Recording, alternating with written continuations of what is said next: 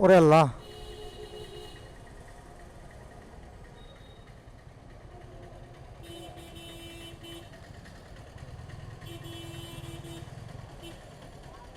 এই লাঠি ছোটা নিয়ে আনা দাঁড়ায় আছে।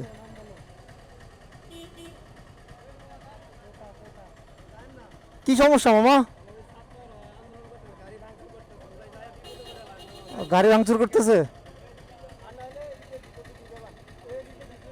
এদিক দিয়ে ঢুকে কোন দিক দিয়ে যাব? আমি ওই জিসির দিকে যাব। হ্যাঁ হ্যাঁ।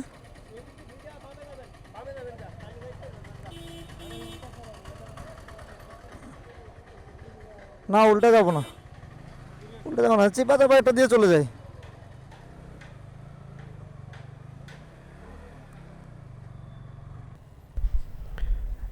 যাই হোক, আসলে 3 দিন কক্সবাজার থেকে ফেরার পথে চট্টগ্রামের এই অংশে রাস্তায় বাধা। পরে জানতে পারলাম একজন রিক্সাওয়ালা ভাই বলতেছিল কোটা নিয়ে আন্দোলনকারীরা এই রাস্তা ব্লক করে দিয়েছে। তো আমরা আসলে এখানকার যে চিপা চাপা রোডগুলো এত ভালো করে চিনি না। যাই হোক, তারপরেও একজন ভাই পথ দেখালো যে এদিক দিয়ে যাওয়া যায়, যার জন্য ঢুকে পড়লাম। সামনে গেলে কি হয় আল্লাহই জানে।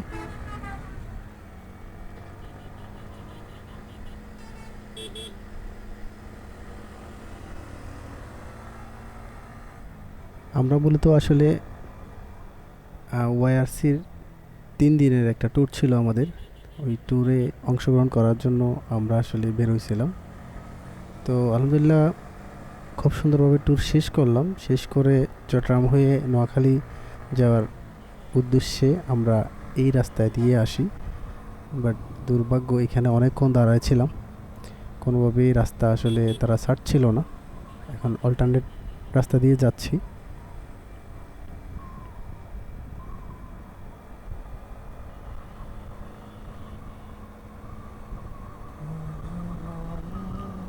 সামনে বোধহয় কোনো ঝামেলা আছে, বুঝতেছি না বিষয়টা।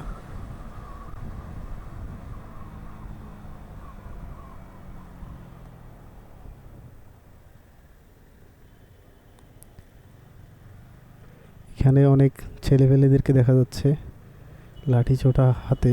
সম্ভবত ওনারাও কোনো না কোনো দলের সাথে যুক্ত বা আন্দোলনের সাথে যুক্ত। এই যে একজন লাঠি নিয়ে হাঁটতেছে, আমি তো পুরা ভয়ে ভয়ে যাচ্ছি।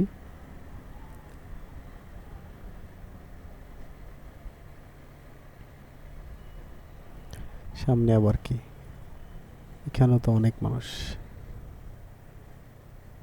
ওরে বাপরে, লাঠি লাঠি, সবার হাতে লাঠি। দেখেন গাইজ, দেখেন এখানে সবার হাতে মোটামুটি লাঠি দেখা যাচ্ছে।